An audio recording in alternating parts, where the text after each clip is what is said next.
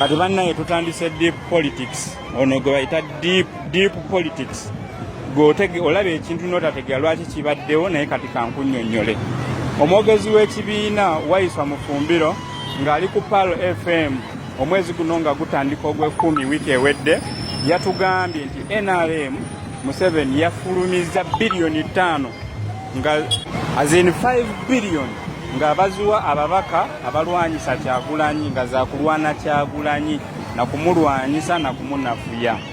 Ebiliyoni zino 5 zagabanyiziddwa bamemba ba DP Block bonna abalwanyisa Kyagulanyi n'ababaka abatali ba DP Block naye nga bamanyiddwa mu kulwanyisa Kyagulanyi sentamu.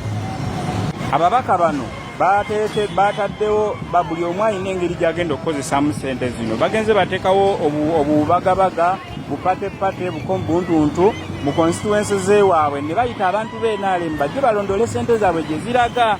Kino kye bayita okutunda omulonzi. Tulonda n'omulonda naye ye n'amaana akuvaamu n'akutunda. Kyekino babatunze Baale. Era kyenjagala okutegeeza abalonzi b'Ebbaale bonna babakutte kabinja ne babaguza NRM.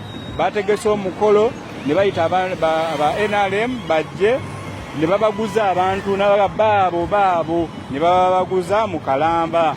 So Ebbaale Tebandeke Charles yatunze abalonzi mu 10 ku kinnaakyo nga woolaba.